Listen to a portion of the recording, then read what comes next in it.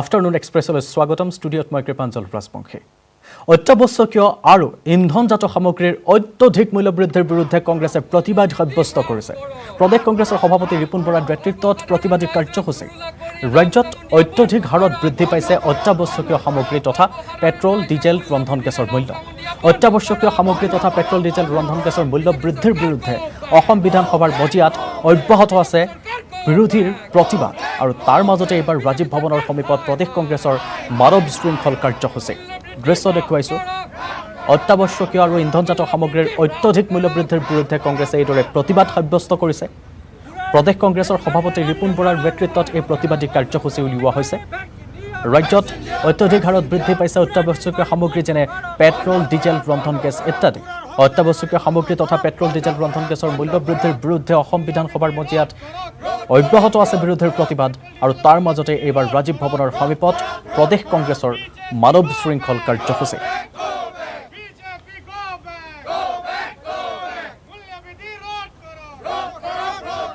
ডিমনিটাইজেশ্যনৰ প্ৰভাৱৰ কাৰণে তাৰ পিছত অপৰিকল্পিত যে লকডাউন হ'ল আজি লাখ লাখ মানুহৰ চাকৰি গ'ল বিভিন্ন অনুষ্ঠান প্ৰতিষ্ঠান ব্যৱসায় বন্ধ হৈ গ'ল দোকান বজাৰ বন্ধ হৈ গ'ল গতিকে চাৰিওপিনৰ পৰা এটা হাহাকাৰ অৱস্থা হৈছে কিন্তু এই চৰকাৰটো নিৰ্বিকাৰ হৈ আছে যে ৰাইজে আজি অসমত এনেকুৱা অৱস্থা হৈছে এইটো অতি লজ্জাজনক কথা যে যি বিজেপি চৰকাৰে কয় যে সবকা সাথ সবকা বিকাশ আজি তেওঁলোকে কথাই প্ৰতি অসম সৰ্বশ্ৰেষ্ঠ ৰাজ্য বনাবলৈ গৈছোঁ বুলি কয় মুখ্যমন্ত্ৰীয়ে কিন্তু এই অসমত মানুহে জীয়াই থকাৰ কাৰণে আজি কিডনি বিক্ৰী কৰিব লগা হৈছে যে ইয়াতকৈ লজ্জাজনক কথা কি আছে যে এই চৰকাৰৰ ক'লৈ গ'ল উন্নয়ন আজি মানুহে আমি এটা নিজৰ দাঁত যদি আমি সৰাবলৈ হয় মানুহে 20 বাৰ চিন্তা কৰে কিন্তু আজি সেই মানুহে আজি শৰীৰৰ এটা অংগ কাটি আজি বিক্ৰী কৰা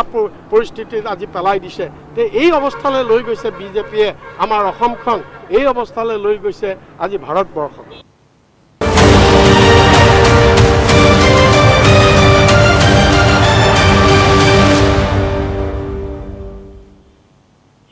হয় বাজেট প্ৰত্যাশা আজি অসম বিধানসভাত দাখিল হ'ব ডক্টৰ হিমন্ত বিশ্ব শৰ্মাৰ নেতৃত্বাধীন চৰকাৰৰ প্ৰথমখন পূৰ্ণাংগ বাজেট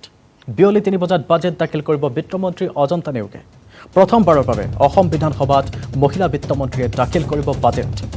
বহু প্ৰত্যাশিত নতুন বাজেটক লৈ ইতিমধ্যে ৰাজ্যবাসীৰ মাজত চৰ্চা হোৱা পৰিলক্ষিত হৈছে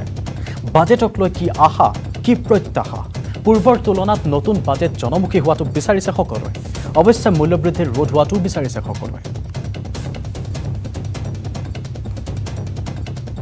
আজি অসম বিধানসভাত দাখিল হ'ব ডক্টৰ হিমন্ত বিশ্ব শৰ্মাৰ নেতৃত্বাধীন চৰকাৰৰ প্ৰথমখন বাজেট বিয়লি 3 বজাত বাজেট দাখিল কৰিব বিত্তমন্ত্ৰী অজন্তা নেওগে প্ৰথমবাৰৰ বাবে অসম বিধানসভাত মহিলা বিত্তমন্ত্ৰীয়ে দাখিল কৰিব বাজেট এক প্ৰত্যাহ্বান হ'বও পাৰে মহিলা বিত্তমন্ত্ৰীগৰাকীৰ বাবে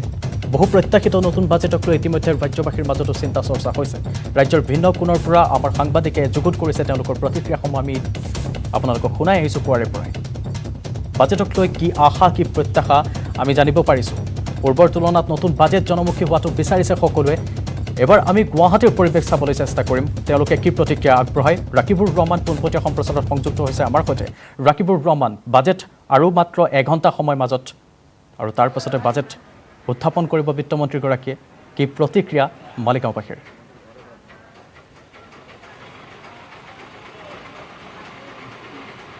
হয় নিশ্চয়কৈ ক'ব লাগিব আজি অসম বিধানসভাৰ বাবে এটা ঐতিহাসিক দিন কাৰণ প্ৰথমগৰাকী মহিলা বিত্তমন্ত্ৰীয়ে তেখেতৰ আৰু কেইটামান মুহূৰ্তৰ পাছতে তেখেতৰ যি বাজেট সেই বাজেট বিধানসভাত তেখেতে দাখিল কৰিব আৰু এই বাজেটক লৈ সকলোৰে দৃষ্টি নিক্ষেপ হৈ আছে বাজেটৰ ওপৰত কাৰণ এইবাৰৰ বাজেট পিছত আগৰবাৰতকৈ যথেষ্ট আকৰ্ষণীয় হ'ব কাৰণ কোভিড যি পৰিস্থিতি কৰোণা পৰিস্থিতিৰ মাজত তেখেতলোকৰ যি বাজেট উত্থাপন কৰিবলৈ লোৱা হৈছে আৰু মই বৰ্তমান উপস্থিত আছোঁ মালিগাঁও অঞ্চলত আৰু মালিগাঁও অঞ্চলৰ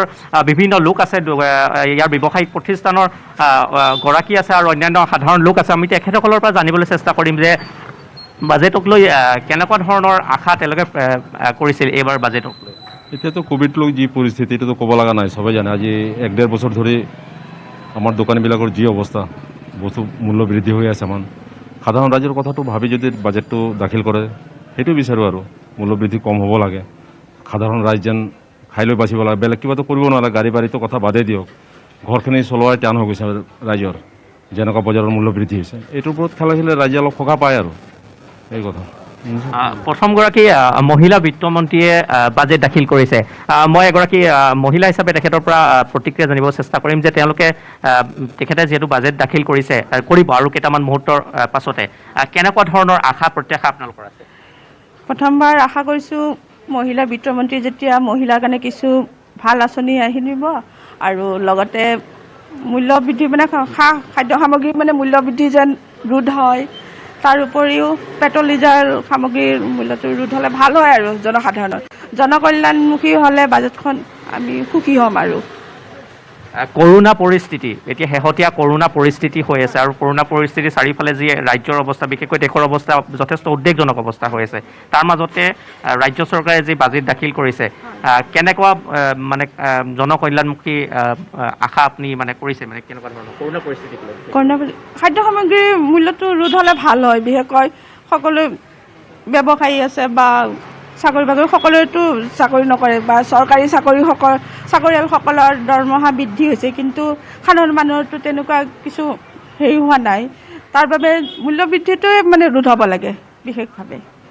নিশ্চয়কৈ ক'ব লাগিব জনসাধাৰণৰ প্ৰতিক্ৰিয়া তেখেতসকলে ব্যক্ত কৰিছে যে মূল্য বৃদ্ধি বিশেষকৈ এই বাজেটখনক লৈ তেওঁলোকৰ যিহেতু দৃষ্টিক নিক্ষেপ কৰি আছে আৰু তেওঁলোকে যথেষ্ট আশা কৰি আছে যাতে মূল্য বৃদ্ধি বৰ্ধিত যি মূল্য বৃদ্ধি হৈ আছে আমাৰ যিটো বৰ্তমানৰ পৰিস্থিতি গতিকে তেওঁলোকে বিচাৰিছে যে মূল্য বৃদ্ধি কম হ'ব লাগে বাজেটত নিশ্চয় নিশ্চয় ধন্যবাদ জ্ঞাপন কৰিছোঁ ৰাকিবুৰ ৰহমান শেহতীয়া তথ্য আপুনি আমাক মালিগাঁৱৰ পৰা দেখুৱালে এনেদৰে সকলোৱে প্ৰতিক্ৰিয়া ব্যক্ত কৰিছে সকলোৰে মুখত এটাই কথা জনকল্যাণমুখী হওক এই বাজেট জনসাধাৰণৰ কথা ভাবক মূল্যবৃদ্ধি ৰোধ কৰক আদি ইত্যাদি তেওঁলোকৰ প্ৰতিক্ৰিয়া পুনৰবাৰ ধন্যবাদ জনাইছোঁ ৰাকিবুৰ ৰহমানক আমি যিহেতু উল্লেখ কৰিছোঁ আজি অসম বিধানসভাত দাখিল হ'ব ডক্টৰ হিমন্ত বিশ্ব শৰ্মা নেতৃত্বাধীন চৰকাৰৰ প্ৰথমখন বাজেট বিয়লি 3 বজাত দাখিল হ'ব কিছু মুহূৰ্ত বাকী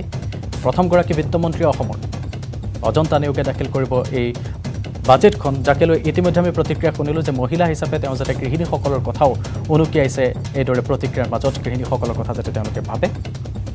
আৰু এই আশা এইদৰে প্ৰত্যাশা সকলোৰে মাজত সকলোৱে অপেক্ষা কৰিছে 3 বজালৈ 3 বজাতে দাখিল হ'ব